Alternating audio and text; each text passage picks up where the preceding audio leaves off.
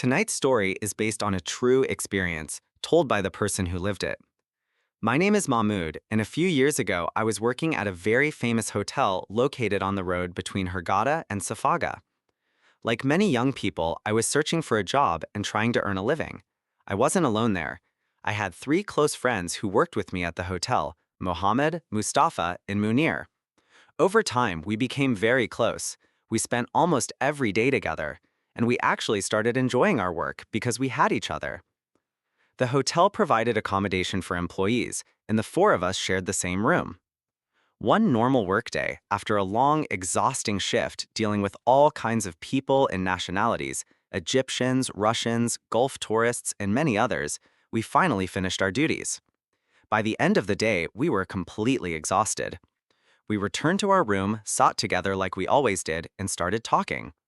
Every night, we would tell each other stories about things that happened during the day, funny moments at work, or random situations. Sometimes we sang, sometimes we joked around, and sometimes we just stayed awake talking until we fell asleep. That night was different.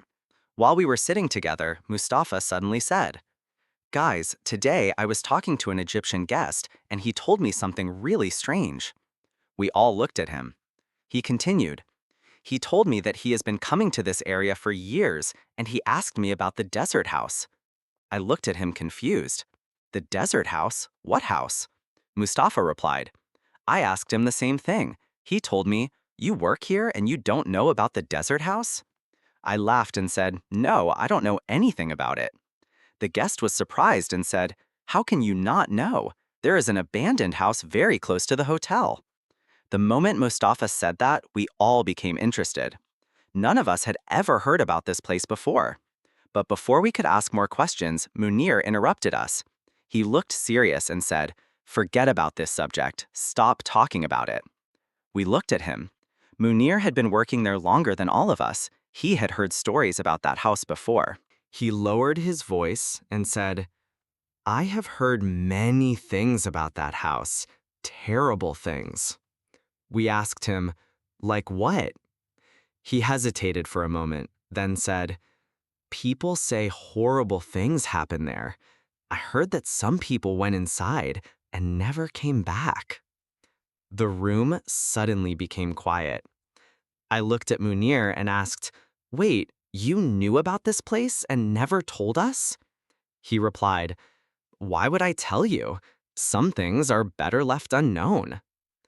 Mustafa became excited and said, "Listen, I was the one who talked to that guest. I can go ask him more about the house and find out everything." Munir looked at him and said, "Are you sure you want to hear this story?"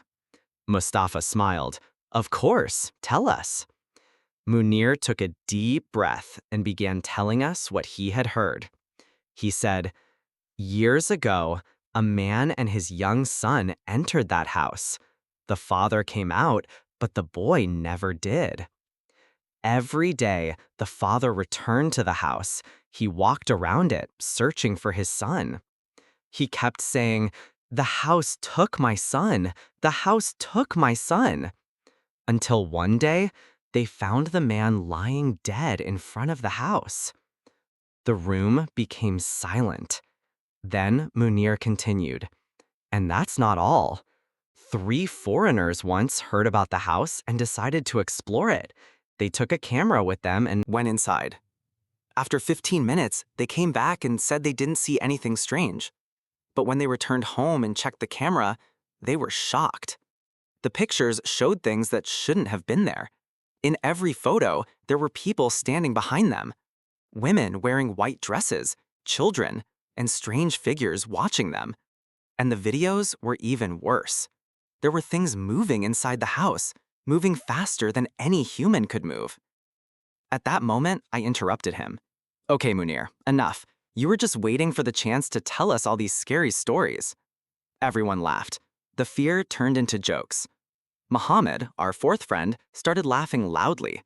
He said, "Seriously? You guys are scared because of stories from Munir?"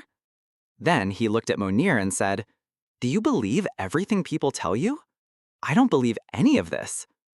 That night, we kept joking about ghosts and haunted places until we finally went to sleep. But we didn't know. that the story of the desert house was not just a story. End of part 1/5. vidIQ. The next morning, everything seemed normal. We woke up, had breakfast, and started our workday like always. The night before became just another funny conversation between friends. Until the middle of the day. During our break, we usually met together to talk, laugh, and relax for a while. But suddenly, I saw Mustafa running toward me. He looked nervous. I asked him, "What happened? Why are you running?" He looked at me and said, "Do you know what that idiot Muhammad did?" I was confused. What did he do? Mustafa took a deep breath and said, "He went to the desert house." I froze. The desert house? The one we were talking about last night? Mustafa nodded. Yes. I couldn't believe it. Does he even know where it is? Mustafa replied. While he was working, he came to me and told me he took half a day off. He took his phone because he wanted to go inside the house, record everything, and come back to prove that we were all just scared for no reason. I couldn't believe what I was hearing. I told Mustafa, "You should have stopped him." He answered, "I tried. I told him not to go, but he wouldn't listen." I looked at him and said, "How long ago did he leave?" Mustafa replied, "About 2 hours ago." Without thinking, I left immediately. I didn't even ask for permission. I walked outside the hotel and started asking people about the location of the desert house. Some people told me, "I don't know." Others looked at me strangely and walked away. Some became uncomfortable when they heard the name. Others refused to answer. It was like everyone knew something they didn't want to talk about. After asking several people, I finally found the location. And the strange thing was, the house really wasn't far away. I arrived and stood at a distance, trying to understand what was happening. The house looked abandoned, old, empty. But then I saw someone walking around it. It was Muhammad. He was just walking in circles around the house. I didn't understand. Why was he doing that? I walked closer and called him. He turned around. His eyes looked empty, like he wasn't fully there. I grabbed his arm and said, "What are you doing here, Muhammad?" He looked at me for a few seconds. Then he smiled strangely. "Muhammad, how are you?" I said, "Forget that. What brought you here? Did you actually enter the house?" He looked at me, then slowly said, "Yes." But his voice sounded different, like he wasn't sure what he was saying. I asked, "What happened inside?" He stared at me silently. Then he said, I don't remember." Those words scared me. I grabbed him and took him back to the hotel. When we arrived, everyone came to see what happened. Muhammad took a shower, changed his clothes, and sat down. But something was wrong. He was acting like a small, innocent child, quiet, confused. We asked him questions.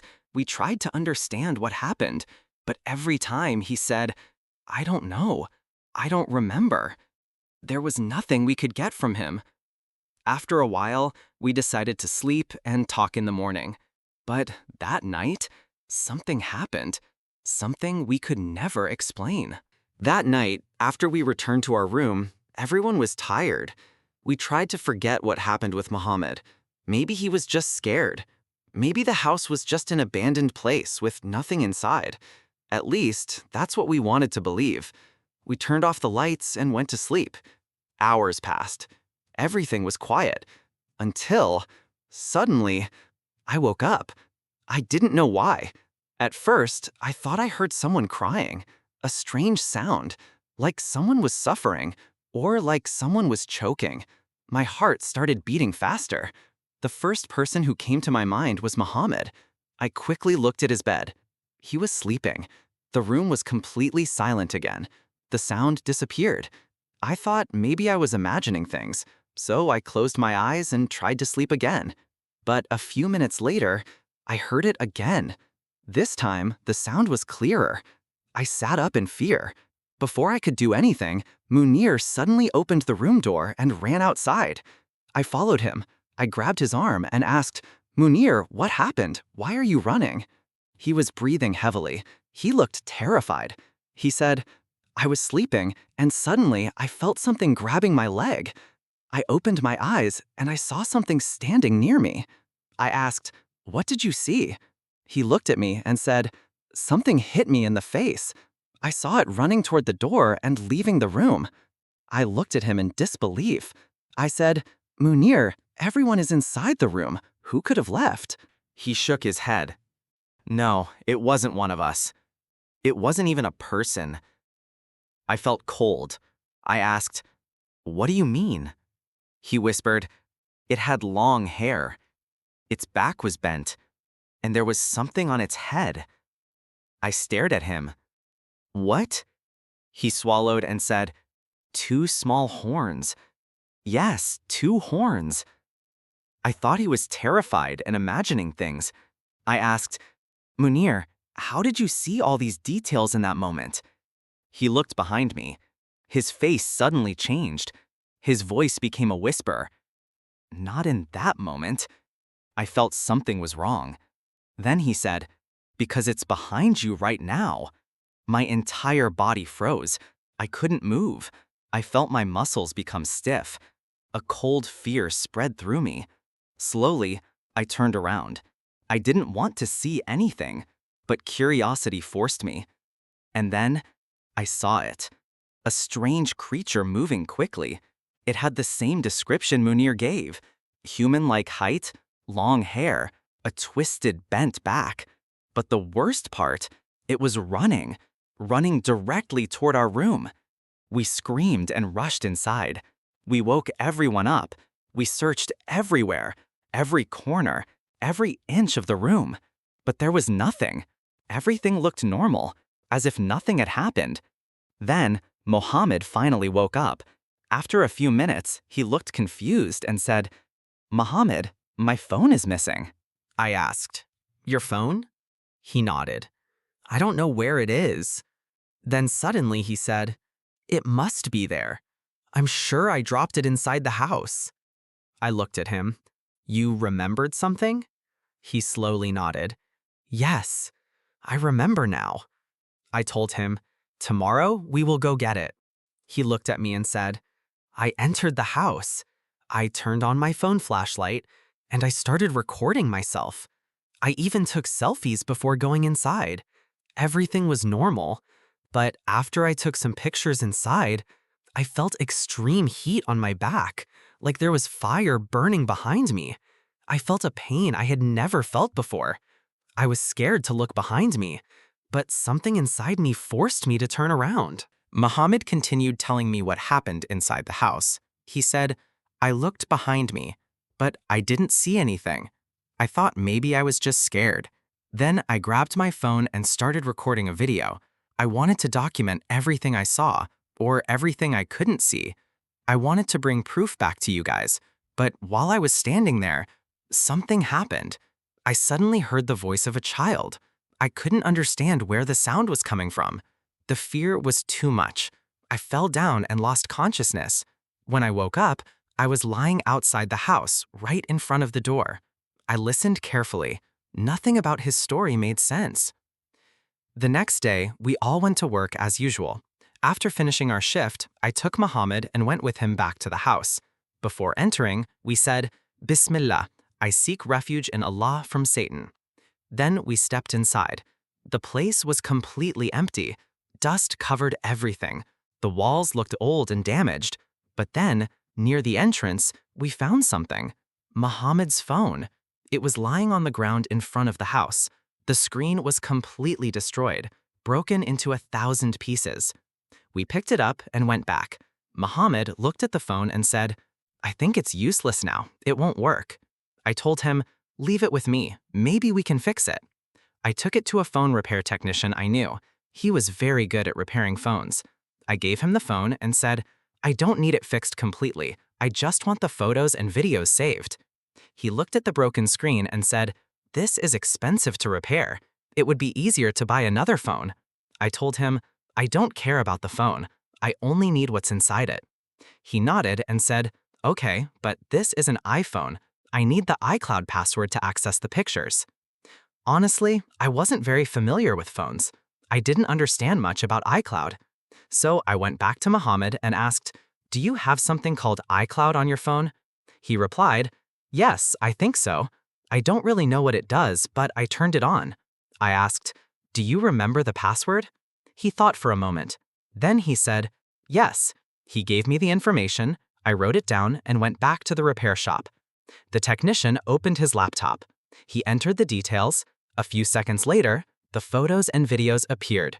He looked at me and said, "Here you go. You can check everything. If you have a flash drive, you can copy them. If not, I can give you one." I sat down. My hands started shaking. I knew I was about to see something that could change everything. I opened the pictures. At first, everything seemed normal.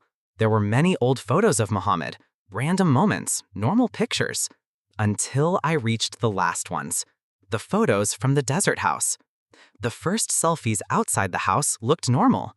Muhammad was standing there. The abandoned house behind him, nothing strange. But then I noticed one picture, a dark window of the house, and inside that window, there were people standing. Women wearing white dresses, standing silently, watching. I felt a strange fear. Then I opened the photos from inside the house, and my heart stopped. Because in every selfie Muhammad took, there were figures behind him, children, adults, people with terrifying glowing eyes, standing in the darkness, watching him, waiting. And then I found the final video. I clicked play. I pressed play on the final video. The screen showed Muhammad standing inside the abandoned desert house.